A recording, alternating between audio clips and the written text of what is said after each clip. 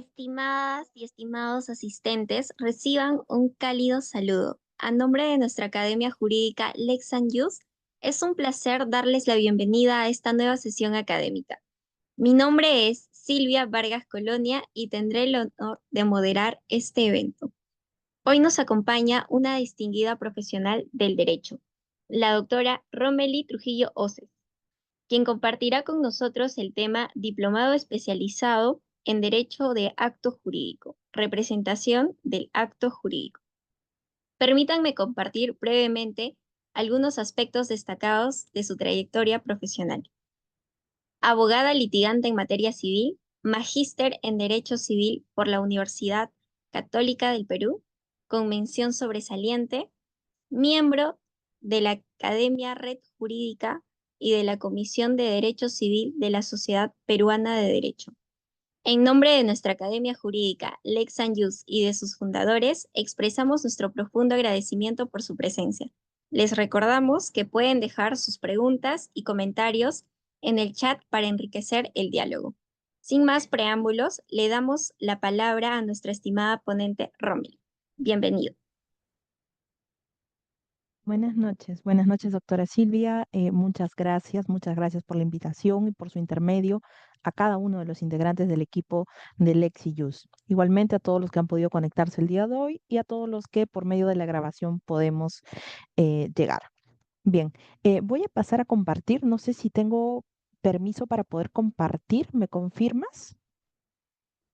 Mm, claro, doctora, a ver, por favor, trate, A a ver, ver, voy a intentar. me comenta en caso pueda.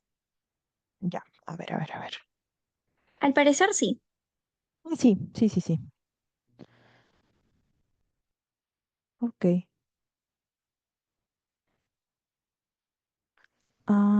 Ya está. Ok.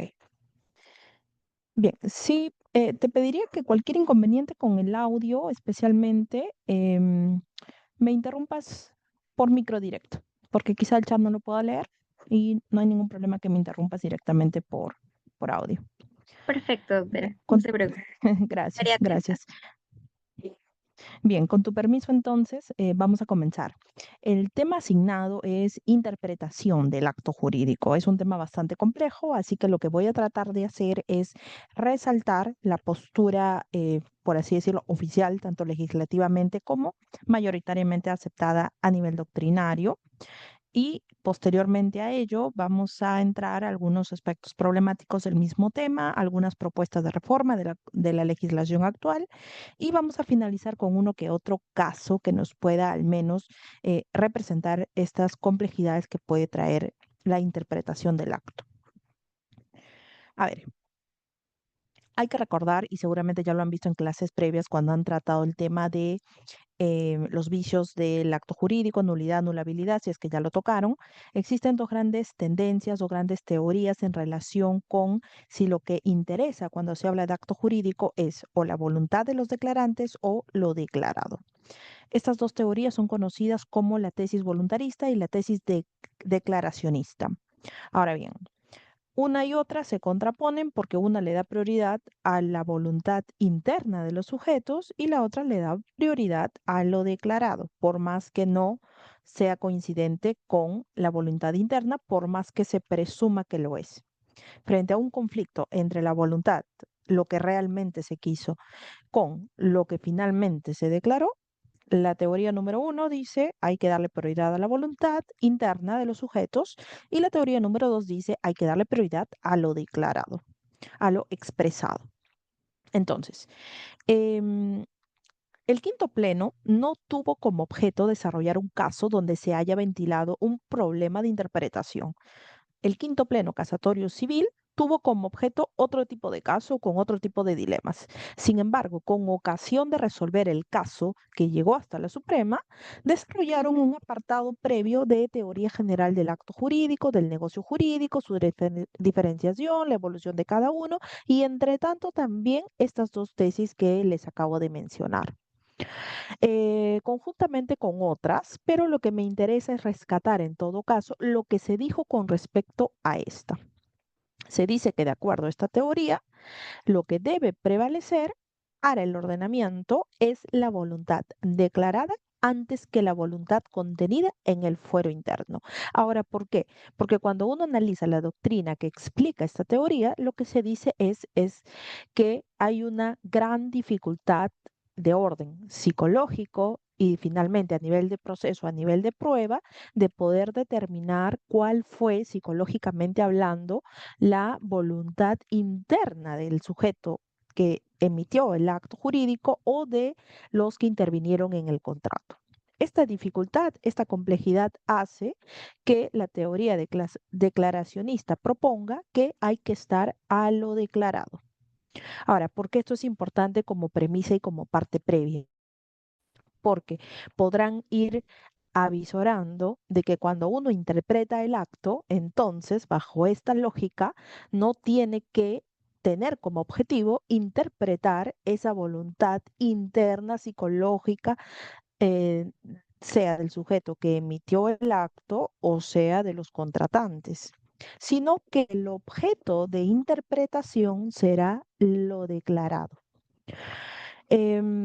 Bueno, aquí también el Pleno da cuenta de que esta teoría responde a la necesidad de que frente a los intercambios cada vez más complejos se puedan realizar transacciones los más ágiles y seguras posibles. ¿Por qué? Porque si dejamos de un lado lo declarado y frente a cada acto vamos a estar investigando, tratando de identificar qué es lo que internamente cada uno quiso y sus propios móviles, perdón, eso es complejo y genera inseguridad y atraso. Entonces, lo que propone esta tesis es vamos a estar a lo declarado. Bajo esa lógica, entonces, si nosotros interpretamos un acto donde se ha declarado una determinada voluntad, pero nos enfrentamos a dudas con respecto al mismo, corresponderá interpretar el acto, pero interpretar bajo esta lógica solo y únicamente lo declarado. Bien, ¿cuál es la base legal? Porque se dice que nuestro ordenamiento ha efectivamente adoptado esta teoría, esta tesis, esta tendencia, si bien es cierto, no de manera, no sin excepciones, pero la regla general. El artículo 168, el artículo 169 y el artículo 170 son los únicos tres artículos que van a encontrar dentro del apartado de interpretación del acto jurídico. En el 168 es lo que normalmente o hace alusión a lo que comúnmente llamamos interpretación gramatical, interpretación literal. El 169, permítame un momento mover esto. Ok, el 169 a lo que normalmente aludimos como interpretación sistemática. Y la interpretación finalista o funcional, llamada integral por el código con un subtítulo, en el 170. Ahora, pareciera que no hay mayor complejidad con respecto al 168 para empezar, porque sí, el primer criterio de interpretación, el primer tipo de interpretación que yo realice frente a la duda de lo declarado va a ser que yo tengo que estar a lo expresado en el mismo acto, pareciera que no hay mayor complejidad o complicaciones al momento de realizar este tipo de interpretación. Sin embargo, las hay. ¿Por qué? Porque lo expresado y vamos explicándolo, anticipándonos a las citas doctrinarias que voy a pasar a también comentarles, no está limitado, lo he expresado, no está limitado a lo que literalmente se haya escrito o tipiado en el acto, en el documento, sino que incluye también los actos de las partes, los comportamientos. Es decir, vamos a analizar frente a la duda no solamente lo estrictamente declarado, entendido como sinónimo de tipiado, transcrito o escrito, sino vamos a analizar también el comportamiento de las partes. ¿Por qué? Porque el artículo también cierra con un según principio de buena fe. Entonces, eso justifica aún en mayor medida que se tenga que analizar el comportamiento de las partes. Frente a una duda interpretativa, entonces, lo que yo especialmente quiero resaltar y lo que vamos a ver en las citas doctrinarias respectivas es que no basta limitarse a lo que está en el contrato. No son paredes limitantes. De hecho, para efectos de interpretar el contrato, va a ser necesario salir del mismo, pero siempre teniendo en cuenta que hay un solo objetivo y un solo objeto de interpretación, lo expresado. Entonces, para efectos de dilucidar mis dudas con respecto a qué se quiso declarar y qué fue lo que en realidad se declaró, sea con palabras más o menos, yo no puedo ver únicamente el contrato. Esto parece un contrasentido, porque pareciera que entonces no voy a interpretar solo lo que se haya expresado, sino que voy a salir a revisar también las conductas de las partes. En realidad es porque lo expresado no es sinónimo de escrito o tipiado o incorporado eh, con términos, con palabras dentro del contrato, sino que lo expresado tiene una connotación amplia y genérica. Lo expresado no solamente un escrito, sino que lo expresado vía comportamiento, pero tanto el comportamiento exteriorizado, es decir, no voy a poder ingresar al análisis de lo que yo haya querido, pero no expresado. Esa tesis de la teoría voluntarista está descartada. Lo que yo tengo que analizar es lo declarado, sea por escrito o sea por mis comportamientos. Entonces, yo especialmente quiero rescatar, o quiero, mejor dicho, resaltar este aspecto del análisis del comportamiento. ¿Por qué? Porque es lo más dificultoso.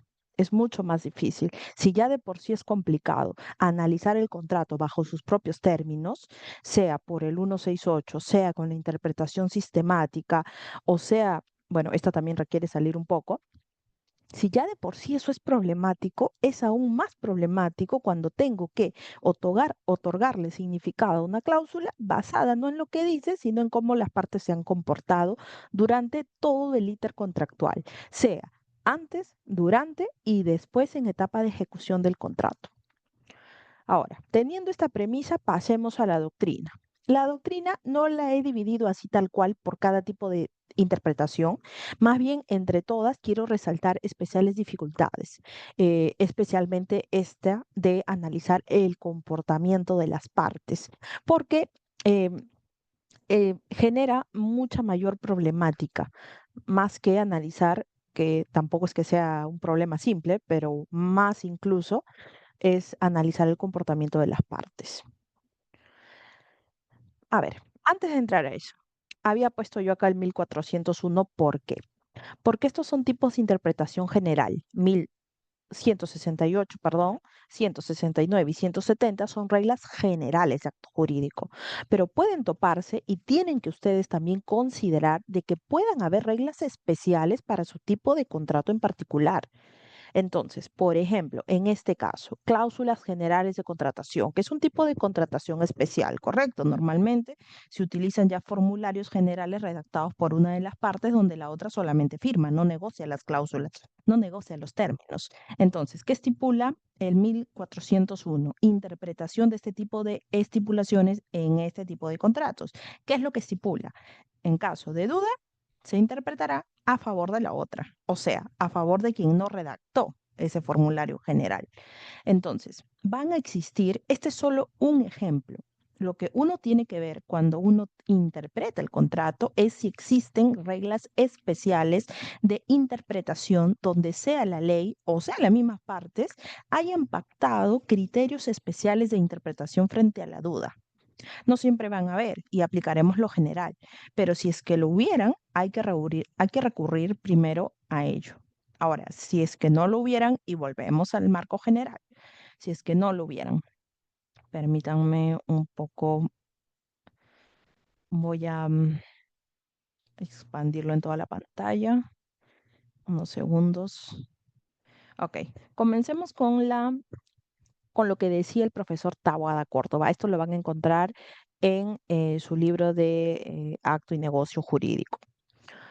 Eh, Primero da cuenta de esta posición declaracionista, ¿no? Esta donde lo que importa es lo declarado. Yo he resaltado con rojo y he resaltado especialmente con moradito y verde lo que es de especial dificultad cuando se tratan temas de interpretación. El profesor Tawada decía, el significado de la declaración no se determina sobre la base de lo querido internamente. Ojo, no está diciendo su posición, está diciendo bajo esta tesis. Bajo esta tesis, entonces, se descarta analizar lo querido internamente, que es lo que ya les había adelantado. Lo que interesa, dice, es lo expresado. Pero ojo aquí. y esto también era lo que les había adelantado, lo he expresado entendiéndose por tal no únicamente lo que resulte de un sentido literal de los términos empleados, sino todo aquello que revele el verdadero propósito. Entonces, es importante conocer lo que los sujetos hubiesen deseado siempre y cuando ese deseo se hubiere evidenciado, es decir, exteriorizado a través de la declaración. Y además, no solo a través de la declaración propiamente dicha, sino de todas las circunstancias. Punto importante. El declaracionismo busca conocer lo que el sujeto o los sujetos han declarado desear como su voluntad. Entonces, el objeto de interpretación del acto no va a ser la voluntad interna, psicológica de cada sujeto interviniente. No, pueden haber querido determinadas causas o poder haber tenido determinados motivos internamente. Lo que va a interesar es lo que han declarado desear. Y cuando hay dudas sobre lo que han declarado desear, ese será el objeto de análisis. Sigamos. Aquí también con el mismo profesor, resaltando esta parte de aquí. Dice, es fundamental entender que la voluntad declarada no es sino el propósito evidenciado, que no siempre se desprende del sentido literal, sino también del conjunto de circunstancias. Es decir, vamos a tener que salir del contrato para poder determinar la interpretación o para poder determinar un significado frente a la duda de una determinada cláusula o de un determinado término que se haya utilizado en el mismo. Vamos a tener que salir del contrato. No vamos a estar simplemente contorneados, limitados por el contrato en sí mismo. Es necesario salir. Esta es una propuesta que él realiza, una propuesta de modificatoria que le realiza al 168 y lo que él propone es que exista un artículo en el cual se establezca que para determinar ese propósito evidenciado, se debe de tomar en cuenta todo el comportamiento. O sea, literalmente propone que se establezca en la norma que hay que considerar el comportamiento. No solamente el anterior, no solamente el coetáneo, sino también el posterior al acto, en etapa de ejecución. Porque muchas veces las partes se comportan de acuerdo a lo que entendieron y hay que a lo que entendieron declarado, a lo que entendieron comprometido. Entonces, si las partes se comportan acorde con ello, ¿no? Que es lo que normalmente se presume, que se está comportando acorde con lo que pensó que se obligó, entonces este comportamiento me sirve a mí como intérprete, como juez, como árbitro, para poder entonces descifrar qué fue lo que quiso declararse, ¿no? ¿Qué fue cuál fue la voluntad declarada? Em, Aquí igual dice, hace hincapié en el propósito evidenciado como el objeto de interpretación. Dice, hay que dejar bien en claro que se debe interpretar el propósito evidenciado, no la voluntad interna. Y ese propósito evidenciado no solo es resultado de un sentido literal de los términos, sino también de circunstancias que rodeen a los sujetos al momento de declarar. Aquí igual el intérprete dice, conoce que para determinar el significado de una declaración debe conocer también el comportamiento de los sujetos al declarar, ¿no? Y dice, todo comportamiento es importante al momento de interpretar el negocio, bien se trate de uno anterior, de uno coetáneo y de uno posterior. ¿Por qué se hace hincapié en el anterior? ¿Por qué? Porque muchas veces cuando se trata de negociaciones complejas, hay una etapa previa, larga y también compleja de tratativas, de negociaciones, intercambio de correos, intercambio de cartas, etcétera. Entonces, estas intenciones previas a la declaración, que se pueden manifestar vía cartas notariales, correos, reuniones virtuales, etcétera, me van a poder a mí como intérprete dar indicios o quizá dejar claramente establecido cuál fue el significado que le querían dar a lo declarado. Entonces, es necesario evaluar el comportamiento tanto posterior, pero también el anterior. Ahora, el artículo 168 incorpora también y dice que hay que interpretar el contrato de acuerdo a lo expresado, pero también de acuerdo a buena fe. Entonces, ¿a qué se refiere que hay que interpretar el contrato de acuerdo a buena fe?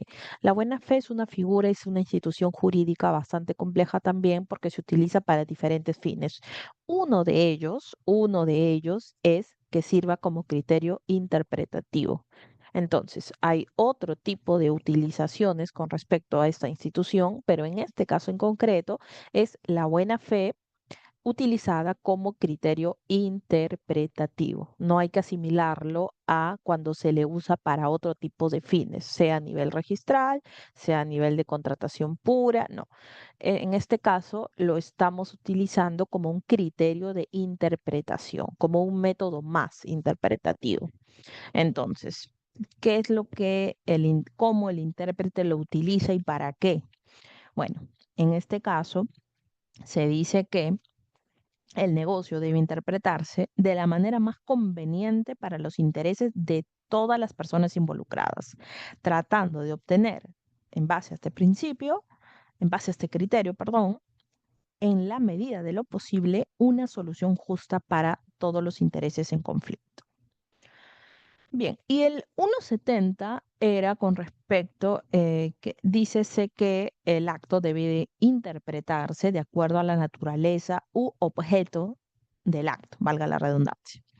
La palabra objeto, quizá más la palabra objeto que la palabra naturaleza, ha traído una serie también de discusiones, porque seguramente ya cuando han tocado el tema de elementos del acto jurídico, han podido también em, ser, adentrarse un poco a todo este complejo tema de la causa del negocio jurídico, del fin ilícito, de su incorporación o no en el código, etcétera.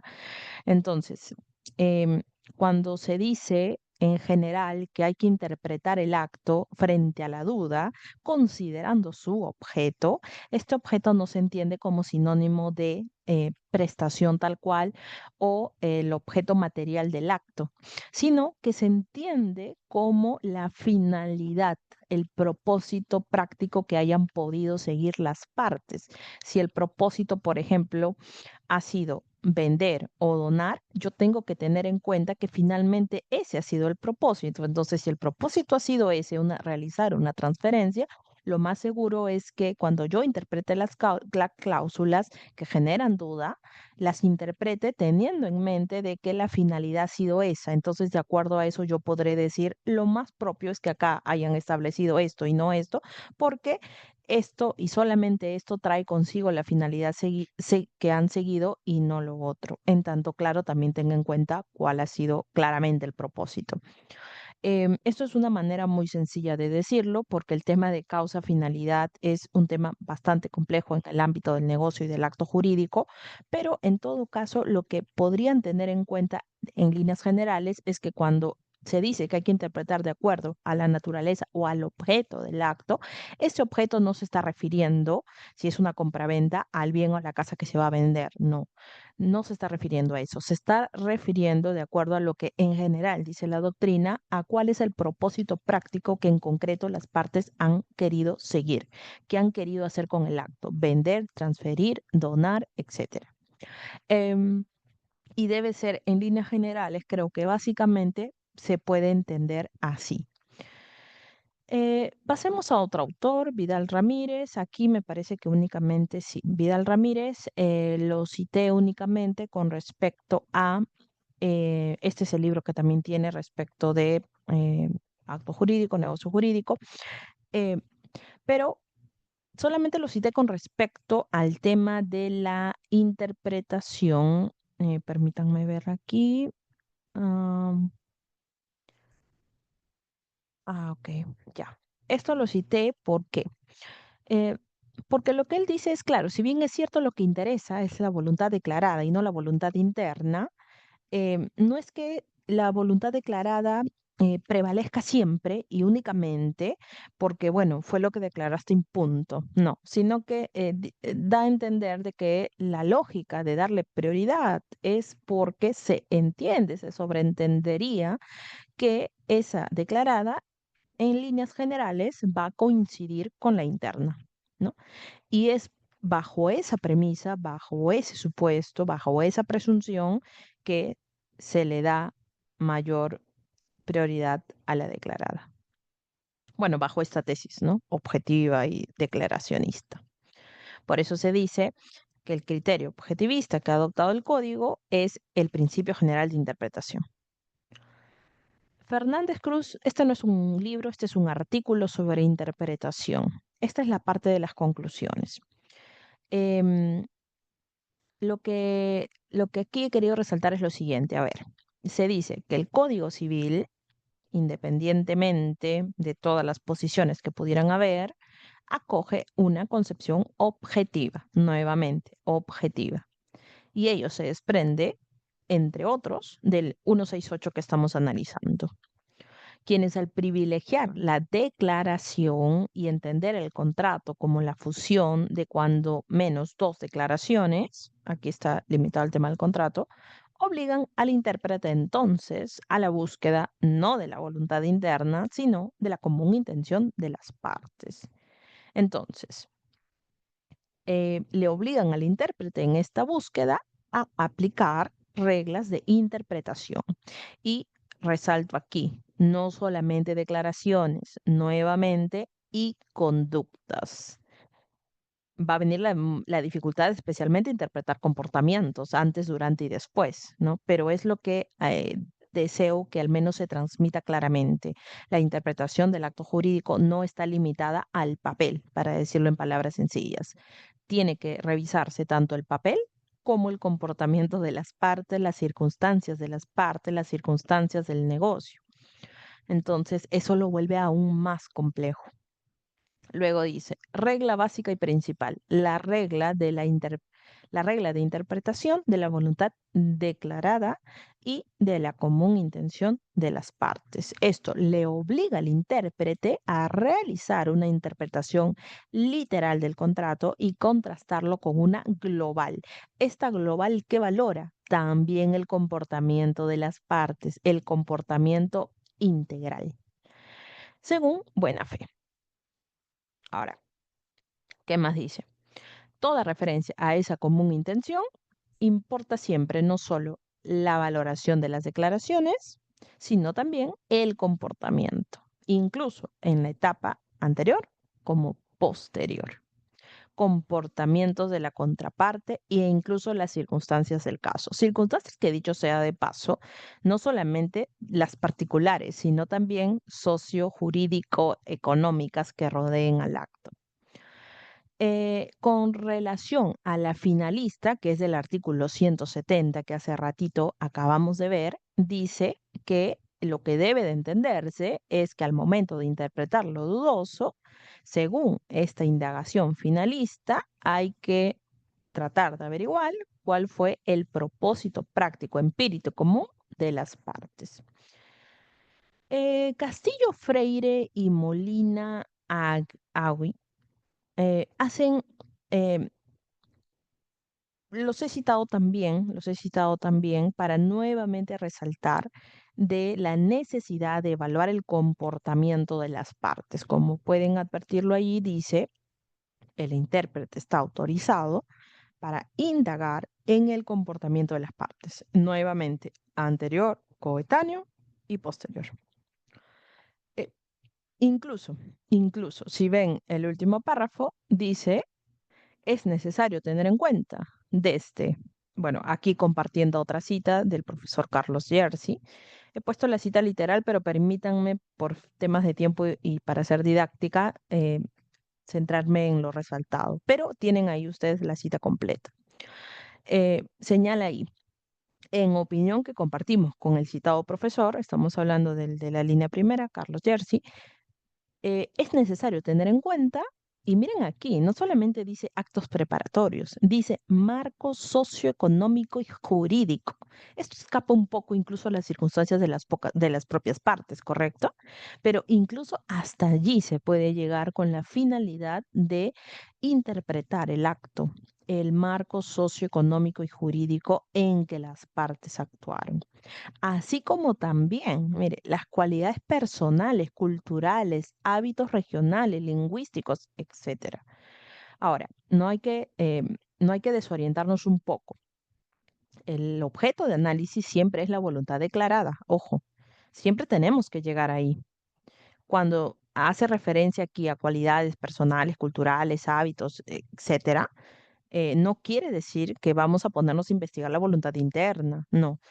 Seguimos con el mismo objetivo, la voluntad declarada, nada más que para efectos de poder solucionar nuestras dudas con respecto a la misma, podemos recurrir a todos estos tipos de factores y comportamientos y aspectos externos. Acá, bueno, nuevamente, eso es una repetición. Eh, Buena fe. El de buena fe es un poco complicado de comprender, la verdad. Yo misma he tenido muchas dudas con respecto a específicamente qué es lo que se propone con el criterio de interpretación en base a la buena fe, pero me parece que este resumen de Ropo, que he citado también por Castillo Freire y Molina, lo resume bien, lo resume bien. Ropo dice que atribuye a la buena fe una lectura basada en la confianza. Hay que recordar que la teoría de la confianza fue, digámoslo así, ha sido evocada a fines de aligerar un poco las consecuencias de la teoría declaracionista. Entonces, la buena fe hace ingresar más o menos la postura de la teoría de la confianza para aligerar los efectos de la declaracionista. Dice Ropo que la interpretación con arreglo a la buena fe ante la duda atribuye al contrato el significado que una parte habría legítimamente confiado que tenía, de manera que la pretensión de hacer valer contra esta parte una interpretación diferente sería incorrecta y desleal, y por eso la relación con la buena fe. Me parece una manera un poco más, un entendimiento más claro de lo que he podido leer en otras obras. Acá nuevamente es para repetirles la importancia que la doctrina misma muestra y pone en mesa de conocer los comportamientos anteriores, coetáneos y posteriores. Vamos a poner luego un ejemplo de ello. Entonces, doctrinariamente y a manera de conclusión, cuando yo tengo una duda interpretativa, no significa que estoy limitada por las cuatro paredes de un contrato, del papel de un contrato. No. Yo, como intérprete, no solamente tengo que tener por objeto identificar cuál fue la voluntad declarada en base al texto del contrato, sino que a mí como intérprete se me permite escapar del mismo y analizar, mirar, evaluar el comportamiento de las partes, incluso antes, incluso después. Puedo además evaluar y tomar en cuenta las circunstancias bajo las cuales se realizó la contratación, circunstancias de parte, circunstancias de contrato. Puedo además tener en cuenta por el 170 cuál era finalmente la finalidad concreta que las partes buscaban, qué propósito buscaban con el contrato. Y algo que no está citado en la doctrina, pero que lo quise poner aquí también, son los actos ligados. En contratación hay un tema también bastante complejo con respecto a los contratos coligados. Si no estoy hablando de uno, sino que toda mi operación ha, ha necesitado una serie de contratos, todos ellos al estar coligados, se dice, o se utiliza ese término en doctrina, pueden servir unos y otros para efectos de interpretar a los dudosos. Entonces, luego de esto, a ver, vamos con el proyecto de reforma y vamos con los casos. En el anteproyecto de reforma de Código Civil, el último, todo lo que está en rojo es lo que se pretende incorporar. El 168, como actualmente sabemos, incorpora, o bueno, perdón, tiene estipulado lo que se ve con negro y lo que está con rojo es la propuesta. Dice literalmente que se debe evaluar el comportamiento, porque pareciera que el 168, como está redactado a la fecha, está limitado a que lo que las partes hayan dicho literalmente en el contrato, pero no. Ahora se deja muy claramente establecido, o bueno, se propone, mejor dicho, incorporar el comportamiento de manera bastante clara. Interpretación conforme a buena fe se propone que esté en un artículo individual, y como ven, nuevamente se hace referencia a la confianza que habría tenido una de las partes en lo declarado. Con respecto a la sistemática, hay un cambio de terminología porque en vez de cláusulas se utiliza disposiciones, y esto se dice que principalmente es porque cláusulas está muy relacionado con los actos jurídicos, los contratos específicamente, pero disposiciones es mucho más genérico. Con el 170 ya no se dice objeto del acto, se dice propósito del acto. Tengo una duda, tengo que ver cuál fue el propósito del acto. Tengo una duda, tengo que ver cuál fue el objeto del acto. Entonces, para que no quede dudas y para que el término objeto no sea problema interpretativo normativo, voy a incorporar el término propósito directamente para cerrar ese conflicto o ese debate que podría haber, ¿no? Propósito del acto. Esto es algo que se incorpora, esto es algo que a la fecha no está, pero a pesar que no está, ojo, sí lo aplican en la práctica, porque doctrinariamente es un principio aceptado. El acto jurídico debe interpretarse de tal manera que el mismo conserve sus efectos. Es decir, tengo que tratar de que prime una interpretación tal que no mate el acto, sino que haga que, vía mi interpretación, igual sus efectos se conserven. Em, Vamos a ver luego un caso que ha aplicado esto. Esto también es nuevo.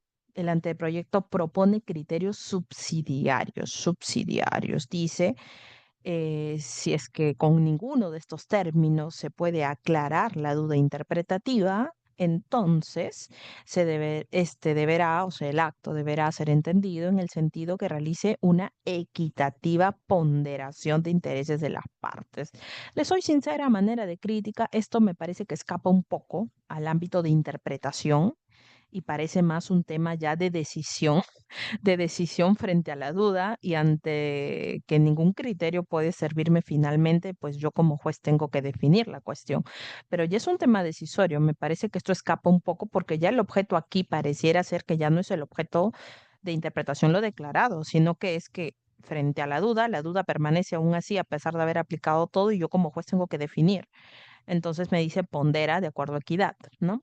Em, pero ahí me parece que ya el objeto es otro, aunque bueno, acá en el anteproyecto al menos está dentro de este articulito que incluye criterios subsidiarios.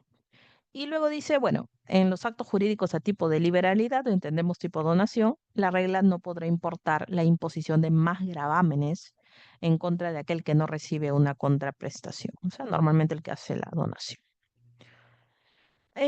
Cuestión procesal previa. Y esto yo me lo he planteado en un caso, no llegué a interponer la demanda, pero fue una duda que de hecho me planteé. Si yo tengo la duda interpretativa de un contrato, yo puedo someterlo a la justicia para que un juez defina de antemano cuál es el sentido, cuál es el significado frente a la duda interpretativa de una cláusula, bueno, sea un juez o sea un arbitraje. Y me encontré con esta decisión que dice que no, que la interpretación no puede representar una pretensión de una demanda porque no hay conflicto, dice, ni incertidumbre que tenga relevancia jurídica. Yo creo que incertidumbre hay, porque muchas veces, en base a lo que eso signifique, las partes deciden si litigan o no. Entonces creo que evitaría ese juicio posterior si que de antemano se determina el significado, ¿no? Y las partes tienen en claro cuál es el sentido, cuál es el significado que vale. Dependiendo de ese significado, recién accionarán o no. Pero sin embargo, pues existe esta decisión. Esto está en el libro de Suma Civil, ¿no? Ahí tienen la cita, el enlace, la casación. Em, a ver, sigamos. Bueno, eso es un tema procesal. Este es un caso al cual yo me enfrenté. Todavía no tengo la decisión final. Miren lo complejo que puede ser. Permítanme un segundo. Ok. Miren lo complejo que puede ser. El título dice, contrato de transferencia. Contrato de transferencia. En los hechos que hay, en los hechos hay una señora X que compra un bien, saca un crédito hipotecario, Banco Interbank, el bien sale a su nombre, se registra a su nombre. La hipoteca no la puede pagar, la pagan los papás. Ella muere, los herederos reclaman el bien y los padres salen a decir que en realidad el bien no era de ella, que el bien era de ellos, que por eso pagaron la deuda hipotecaria, porque en realidad la hija únicamente, como tenía una carrera, tenía un trabajo y tenía un sueldo y tenía de alguna manera cómo justificar sus ingresos, fue la acreedora apta para el banco. Entonces el banco, por así decirlo, le aprobó un financiamiento a ella para la compra que no le hubiera aprobado a los papás, a pesar que ellos tenían parte del dinero. Entonces, bajo la tesis de los padres, es mi hija fue la que figuró porque a ella le daban el préstamo. Pero en realidad, entre nosotros, sus hermanos, etcétera, siempre hemos sabido que ese bien es familiar, es casa familiar, casa de padres. El problema surge cuando ella fallece, porque al estar ella inscrita como propietaria, los herederos reclaman que este es un bien, o sea, los hijos de ella reclaman que este es un bien de su mamá.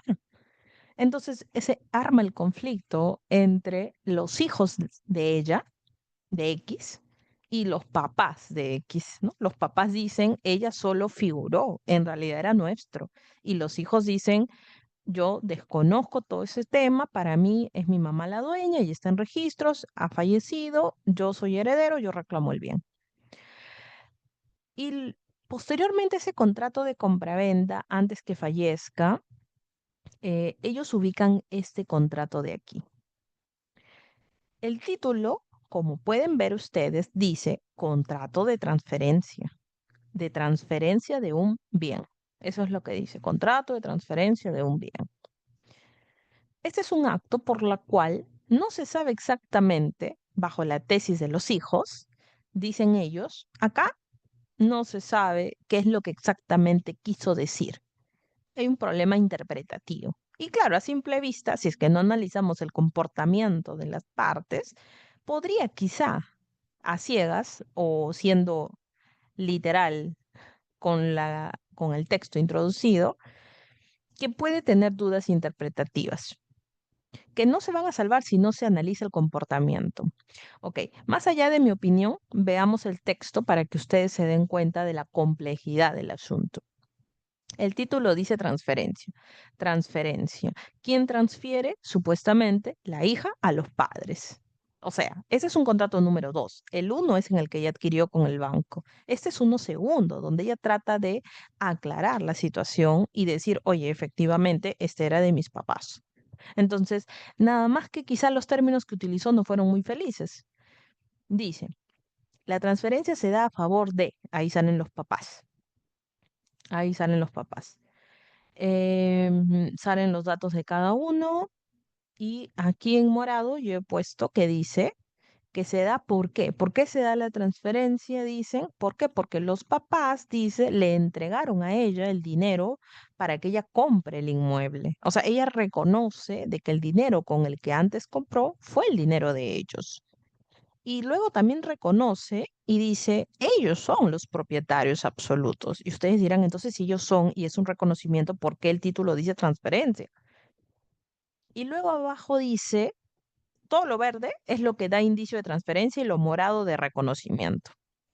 Y en lo verde dice, ellos, mis papás son ahora los compradores, es mediante este contrato de transferencia. Y luego dice, yo como hija les transfiero, o sea, una compraventa. Pero luego dice que cumple con subsanar la transferencia, dando a entender que hay una anterior. Y viene todavía una cláusula aún más dudosa. Cláusula cuarta.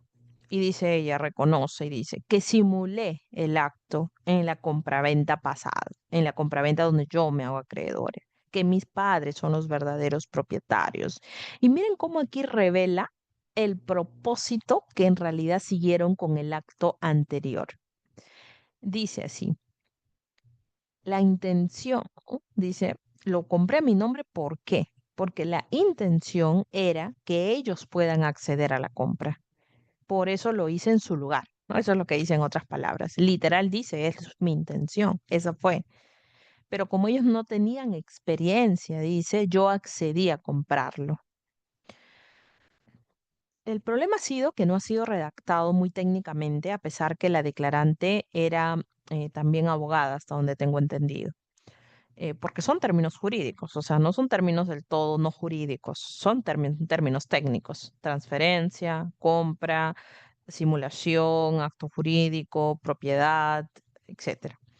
Entonces, eh, por un lado, una parte alega que es un contrato de transferencia, otra parte alega que es un contrato de reconocimiento de simulación, otra parte alega que es un contrato únicamente de reconocimiento de actuación vía representante de un contrato pasado, otra parte alega que en realidad esta sería una segunda compraventa por la cual ella, habiéndolo adquirido, ahora nuevamente lo transfiere vía una nueva compraventa, ¿no? O sea, más allá de cómo lo adquirió antes, ahora nuevamente lo transfiere, etcétera. Cláusula quinta, la transferencia, porque se le trata como si esta fuera una segunda transferencia. Y luego dice, ¿por qué la transferencia? Porque ellos son los propietarios, porque ellos me entregaron el dinero, ¿no? Por eso hago una nueva transferencia. Entonces, y veamos el comportamiento tanto de ella como de los papás. Un comportamiento relevante de ella es que nunca entró en posesión del bien. Siempre fueron los papás. Y otro comportamiento posterior de los papás mismos es que al final ellos pagan el crédito hipotecario. Entonces, esto todavía no se define judicialmente, pero miren cómo un pequeño contrato, porque este contrato no pasa de 3 a 4 hojas y no pasa de 10 cláusulas, trae un sinnúmero de dudas interpretativas. Un sinnúmero de dudas interpretativas, aún no tengo la decisión final, se han propuesto determinadas posturas de cómo interpretarlo. Y bueno, si hay una próxima oportunidad, estaremos comentando la decisión. Pero al menos me sirve para poder que ustedes puedan más o menos tener en cuenta de que incluso la interpretación literal, de acuerdo a lo expresado, puede traer complicaciones. O sea, si hay duda es porque normalmente no va a ser la duda de una palabrita. Son de a veces términos conjuntos, términos múltiples en determinadas cláusulas y entre ellas y etcétera. Y sin hablar del comportamiento de las partes, posterior, anterior, coetáneo. Eso lo quería saltar. Vamos a esta casación. Aquí la interpretación que finalmente se adopta no es nada literal. No es nada literal. ¿Por qué? Porque este es un contrato donde no se hizo mención a resolución, sino se hizo mención a rescisión. Y la rescisión tiene que ver o está relacionado con una causa que haya acaecido al momento del mismo nacimiento del acto. La resolución a uno posterior. Como en este caso se trata de la falta de un pago, en realidad estaba relacionado con una causal de resolución y no de rescisión, pero el contrato literalmente establecía rescisión. Entonces, ¿qué dijo la Suprema? Ok, primero, es cierto, no se hace mención a la resolución, se hace mención a rescisión. Pero segundo, dijo, y ahí está literal, ¿no? Pone, la falta de pago originará la rescisión, pone, lo cual jurídicamente no es lo correcto porque en realidad al ser un momento, al ser una circunstancia que obviamente va a ocurrir de forma posterior a la celebración, pues no le encaja la institución de la recesión, sino resolución. Sin embargo, las partes tipearon rescisión. Entonces, ¿qué es lo que dijo la Corte?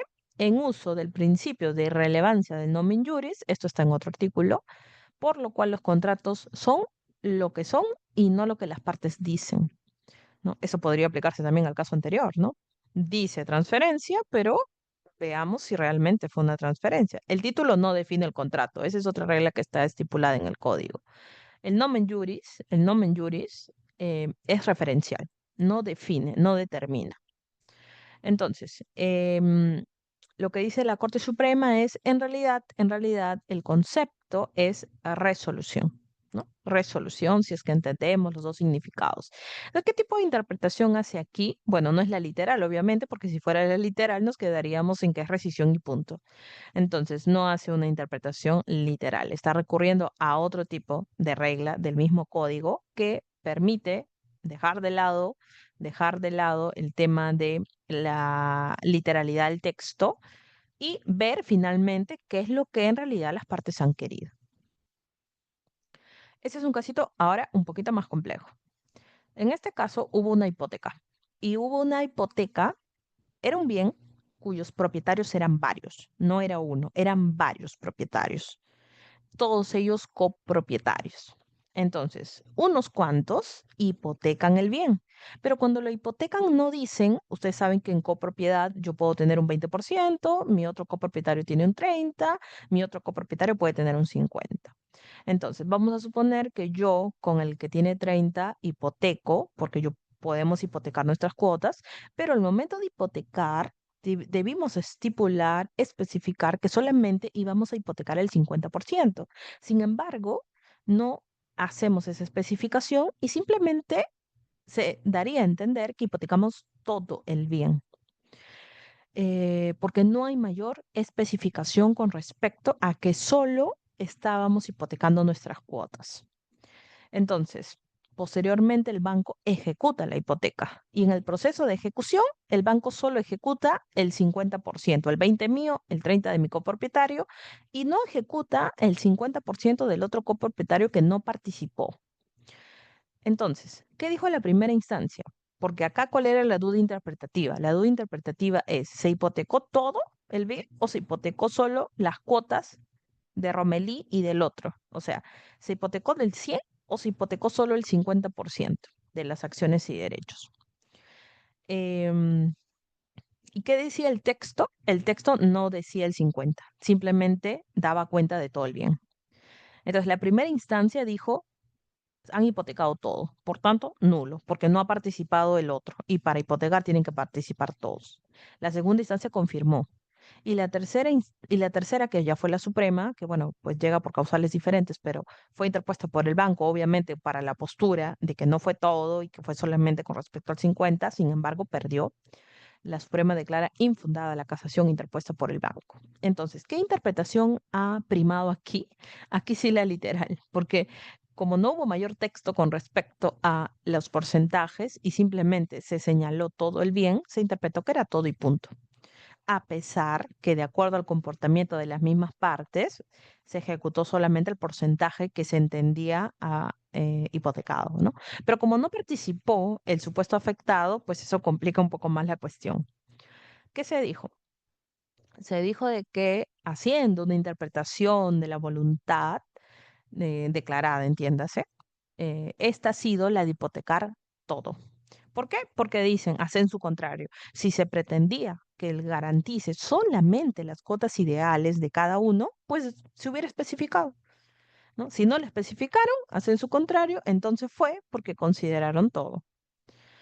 Y dice, a ver, yo aplico el 168, miren, acá está aplicando, bueno, no lo he puesto acá, no puse esa parte, pero bueno, la parte celeste dice, ojo, dice, el 169 y el 170 solo se utilizan cuando lo estipulado en el 168 sea insuficiente. O sea, en este caso se está quedando con la literalidad del texto.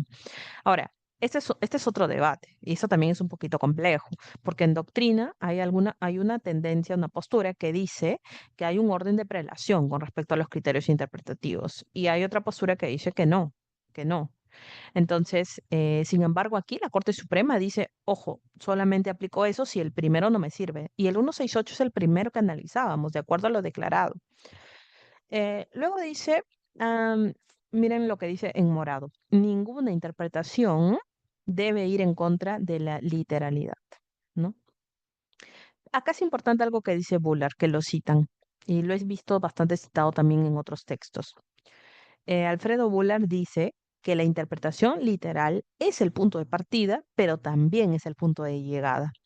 Esto es algo que resume algo que también es algo que también ya al momento de hacer el ejercicio de aplicación va a ser bastante complicado, porque dice que incluso utilizando interpretaciones en base a circunstancias, comportamientos, interpretación sistemática, la finalista, etcétera, siempre esa que se genere por otros tipos de interpretación tiene que ser una que igual la literal pueda soportar.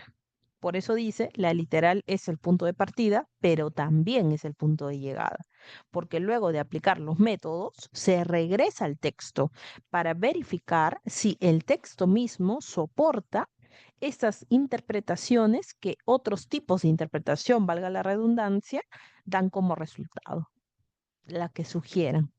Si la interpretación sistemática me arroja un tipo de interpretación, tengo que ver si es totalmente diferente a la que literalmente puede soportar o si incluso el texto mismo pudiera soportar, pudiera ser base de esa que otro tipo de interpretación genera. Em, Luego acá dice, bueno, esto ya es tema jurídico, esta creo que es otra. Ok. Entonces, en esta de aquí, ¿qué fue lo que se dijo? Bueno, hay una, hay una hipoteca que se ha constituido y solamente se ha puesto el nombre completo del bien. Acá no se ha especificado que solamente se haya hipotecado con respecto a cuotas ideales, al 50%, pongámoslo de ejemplo. No dice que se haya hipotecado el 50%, dice todo, o sea, no dice tampoco todo, pero dice solamente el bien tal objeto de hipoteca, punto. No especifica que se haya hipotecado solo el 50% de las acciones y derechos respecto de ese bien. Por tanto, ¿qué prima? Según la Suprema, bueno, si hubieran querido que sea solo las cuotas, lo hubieran dicho. Por tanto, prima, y la interpretación que se hace de este contrato es que se hipotecó todo. ¿Por qué? Porque no hubo especificación. No hubo especificación, entiendo que la hipoteca es sobre todo. A contrario, y esto fue un caso que lo litigué en la sala de Guaura, acá es al contrario. Aquí tampoco se hizo esa especificación, pero a pesar que no se hizo, se entendió que se hizo un testamento respecto de parte del bien y no del todo. Es un testamento, no es una hipoteca, es otro acto, pero igual que el caso anterior, no se especificó que el objeto era solo parte y no todo. La casación dice, bueno, como no se especificó, entonces yo asumo que es todo. Y esta sentencia, por el contrario, de la sala de Guaura, dice, bueno, no se especificó, pero bueno, por el principio de conservación del acto, que es otra regla que puede servir para interpretar, bueno, no, perdón, no para interpretar, sino para salvar el acto, porque aquí se discutía su nulidad. Dicen, eh, en base a ese principio, para mí, si interpreto la cláusula, en realidad quiso disponer de parte, a pesar que no lo señale. Entonces, ni en el caso anterior ni en este se especificó. Solamente se mencionó a todo el bien. Solamente que la Suprema dice, bueno, si no especificó, no especificó, es todo. Interpreto que fue todo. Y la sala de Guabra dice, no especificó, pero yo puedo interpretar y llegar a la conclusión que no hizo testamento con respecto a todo, sino que otorgó testamento con respecto a una parte. Ahora, ¿cuál parte? Lo que pasa es que aquí hay un esposo y los bienes eran sociales. Entonces, él debería haber dispuesto solo de la parte que le correspondía, pero terminó disponiendo de todo. Entonces, en una primera instancia se anuló y luego la sala revoca y dice no, no dice ¿por qué? Porque no interesa que haya dicho todo. Es más, dice, así el testador hubiera señalado en la cláusula, yo soy el único propietario, dice, igual tampoco anularía el acto. ¿Por qué? Porque tengo que interpretarlo en el sentido de que lo que está dejando no es todo, sino solamente las acciones y derechos que a él le corresponden. Entonces, por principio de conservación del acto, no lo mato, no lo anulo y simplemente voy a interpretar como que, a pesar que no especificó que solo testaba su parte, voy a interpretarlo como que ha querido decir que el objeto del testamento era solamente lo que a él le correspondía, no el bien completo. Entonces, la aplicación de las reglas de interpretación nos pueden llevar a soluciones que, como ven a simple vista, pues ya de por sí son contradictorias. En este caso, las premisas son son bastante similares y a pesar de eso tenemos conclusiones diferentes. He ahí la importancia de poder objetivizar el asunto. ¿Por qué? Porque si no, pues nos vamos a enfrentar a lo que siempre queremos evitar, inseguridad y arbitrariedad. Bien, eso sería todo por mi parte. Les agradezco. Me pasó un poquito del tiempo, creo. Pero bueno, agradecer a la organización, agradecer a los asistentes y bueno, hasta una próxima oportunidad. Gracias, doctora Silvia, y a su equipo. Doctora, más bien, muchas gracias a usted por su presentación. Un excelente tema, de verdad, que es un tema muy importante, ¿no? El tema del acto jurídico. Sí.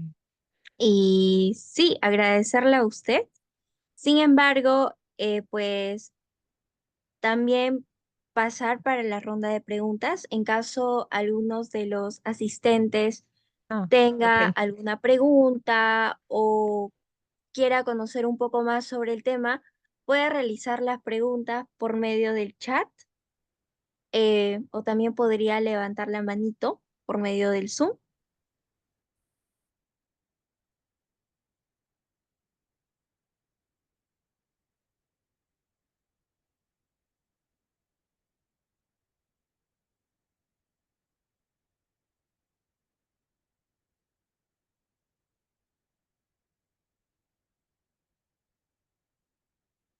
Bueno, en vista que nadie tiene ninguna duda, eh, doctora tiene un tiempo para que pueda pues compartir algunas palabras finales. Muchas gracias. Únicamente agradecer a tu equipo y la organización de los eventos no es nada sencilla, la verdad. Y son muy pocos los eventos que específicamente tocan temas tan especiales. En general son temas un poco más generales. Por tu intermedio, felicitar a cada uno de los miembros y bueno, espero verlos en una próxima oportunidad. Muchas gracias. Doctora, disculpe que le corte. Bueno, por lo que veo aquí hay una pregunta. La pregunta es, ¿nos podría comentar sobre el fraude del acto jurídico? El fraude del acto jurídico es una figura que en realidad no se estudia tal cual dentro del ámbito de la interpretación, pero con lo que se busca ahí es generar la ineficacia del acto, no la nulidad, no la anulabilidad, sino la ineficacia con respecto al tercero perjudicado, ¿no? Normalmente el acreedor perjudicado con el acto. Suele encajar la figura bajo más o menos el siguiente supuesto. Yo tengo a un acreedor y yo como deudor trato de trato de disponer de mis bienes para efectos de que mi acreedor no tenga bienes de los cuales cobrar su acreencia. Pero esto, sin embargo, es fraudulento en el sentido de que no es una transmisión sincera, no es una transmisión que en realidad sea real. Entonces, esto perjudica la creencia porque del acreedor que en el futuro va a cobrarme. ¿Por qué? Porque disminuye mi patrimonio.